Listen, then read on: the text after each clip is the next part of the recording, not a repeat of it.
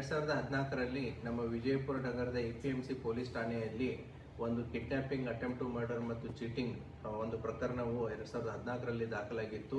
ಆ ಪ್ರಕರಣದಲ್ಲಿ ಸಂಪತ್ ಕುಮಾರ್ ಸಿದ್ದನಗೌಡ ಪಾಟೀಲ್ 31 ವರ್ಷ, ಬಾಗಲಕೋಟೆ ಜಿಲ್ಲೆ ಹುಣಗುಂದ ತಾಲೂಕಿನವನು. ಈತ DSP ಇದ್ದಾನೆ ಅಂತಂತೇಳಿ ಪೊಲೀಸ್ ಇಲಾಖೆಯಲ್ಲಿ PSI ಮತ್ತು ಪೊಲೀಸ್ ಕಾನ್ಸ್ಟೇಬಲ್ ನೌಕರಿಯನ್ನು ಮಾಡಿಸ್ಕೊಡ್ತೀನಿ ಅಂತಂತ ಹೇಳಿ ನಮ್ಮ ವಿಠಲ್ ಛಾಯಾಗೋಳ ಅನ್ನುವಂಥ ಕಾಕಂಡ್ಕಿ ಹಳ್ಳಿಯವನು ಆತನ ಕಡೆಯಿಂದ ದುಡ್ಡನ್ನು ತಗೊಂಡಿರ್ತಾನೆ. ದುಡ್ಡನ್ನು ಕೇಳಿದಾಗ ಕಿಡ್ನಾಪ್ ಮಾಡಿಬಿಟ್ಟು ಆತನನ್ನು ಕೊಲೆ ಮಾಡುವ ಒಂದು ಪ್ರಯತ್ನವನ್ನು ಕೂಡ ಮಾಡಿರ್ತಾನೆ. ಆ ಹಿನ್ನೆಲೆಯಲ್ಲಿ ಪ್ರಕರಣ ದಾಖಲಾಗಿ ಈತ ಬಂಧಿತನಾಗಿ ಮಾನ್ಯ ನ್ಯಾಯಾಲಯದಲ್ಲಿ ಚಾರ್ಜ್ ಶೀಟ್ ಸಬ್ಮಿಟ್ ಆಗಿರುತ್ತೆ.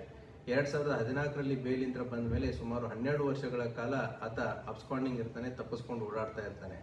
ಈತನ ಮೇಲೆ APMC ಪೊಲೀಸ್ ಠಾಣೆ ಅಷ್ಟೇ ಅಲ್ಲ, 2012ರಲ್ಲಿ ಮುದ್ದೇಬಿಹಾಳ್ ಪೊಲೀಸ್ ಠಾಣೆಯಲ್ಲೂ ಕೂಡ ಒಂದು ಚೀಟಿಂಗ್ ಕೇಸು ಮತ್ತು ಒಂದು ಆರ್ಮ್ಸ್ ಆಕ್ಟ್ ಅಡಿಯಲ್ಲಿ ಪ್ರಕರಣ ದಾಖಲಾಗಿ ಅದು ಕೂಡ ಮಾನ್ಯ ನ್ಯಾಯಾಲಯದಲ್ಲಿ ಟ್ರಯಲ್ನಲ್ಲಿದೆ.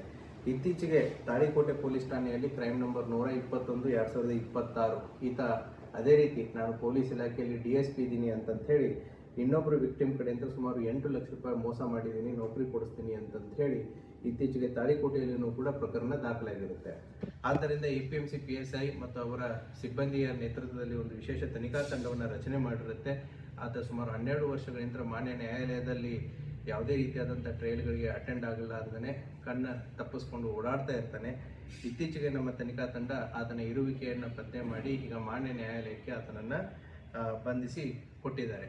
ಪೊಲೀಸ್ ಪ್ರಕರಣ ಹಲವಾರು ಪ್ರಕರಣಗಳಿರುವಂಥ ಈತ ಆರೋಪಿ ಮುಗ್ಧ ಯುವಕರನ್ನು ಪೊಲೀಸ್ ಇಲಾಖೆ ಆಗಿರ್ಬೋದು ಅಥವಾ ಇನ್ನಿತರ ಇಲಾಖೆಗಳಲ್ಲಿ ನೌಕರಿ ಕೊಡಿಸ್ತೀನಿ ಅಂತಂತ ಹೇಳಿ ಒಂದು ಫೇಕ್ ಕಾಕಿ DSP ಅನ್ನೋ ರೀತಿಯಲ್ಲಿ ಹೇಳಿಕೊಂಡು ಹಲವಾರು ಜನರಿಗೆ ಮೋಸ ಮಾಡೋದು ಕೂಡ ಕಂಡು ಬಂದಿರುತ್ತೆ. ಆತನ ವಿರುದ್ಧ ಉಳಿದಂಥ ಪ್ರಕರಣಗಳಲ್ಲಿಯೂ ಕೂಡ ತನಿಖೆ ಮುಂದುವರಿತಾ ಇದೆ.